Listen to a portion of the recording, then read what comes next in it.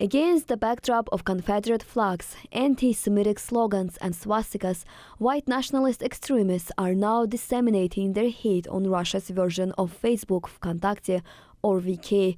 They have turned to VK after Twitter and Facebook started blocking their accounts in 2017. I mean, we in the alt-right, we like to complain. We like to talk about how oppressed we are right now, being deplatformed and shuttered and such, but we haven't seen the iron heel yet. We haven't even begun to. But we will. It's coming.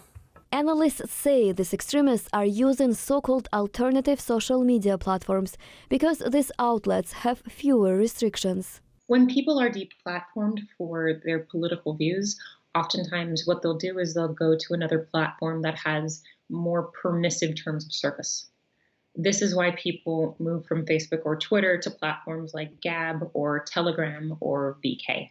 But I also think it denies them what they're really aiming for, which is a sympathetic audience. They then are talking only to people who agree with them and not to people in the general public. White supremacists have a relatively small audience at VK. For example, one prominent American white supremacist, Alabama-based neo-Confederate Michael Hill, has only 151 followers ВКонтакте and 434 friends. Banned by Facebook, his anti-Semitic, Islamophobic, anti-immigrant and pro-slavery group aims to create an independent country made up of the former slave states of the American South. They're just one of, a number of white supremacist groups in the United States that are active on VK. And what happens is these groups get either kicked off of a platform like Facebook or Twitter, and they try again. They're just trying to find a way where they can continue to promote their extreme views and talk to each other. And VK has allowed them to do that. In a statement, ВКонтакте administrators said extremist posts are removed. ВКонтакте strongly opposes incitement of violence, extremism and illegal content. We remove such materials and block communities and pages that distribute them within a few minutes after user complaints.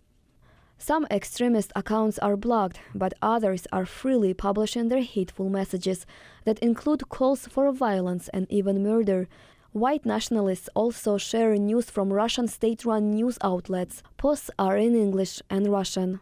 Former white supremacist Shannon Martinez, who now works to de-radicalize extremists, says that for racists, social networks are a source of empowerment.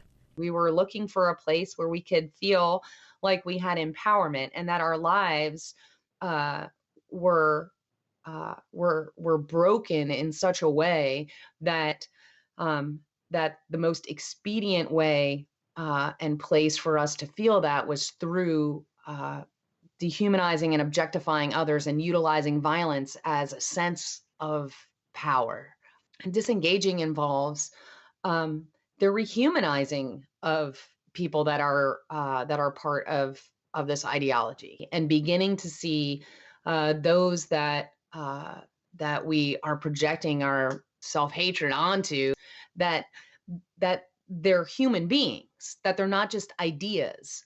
Martinez adds that blocking measures by Facebook can be an effective disruption tool for extremism, yet the existence of these alternative platforms serve to strengthen and deepen the commitment of alt-right extremists to their ideology. Anusha Vitisyan for VOA News, Washington.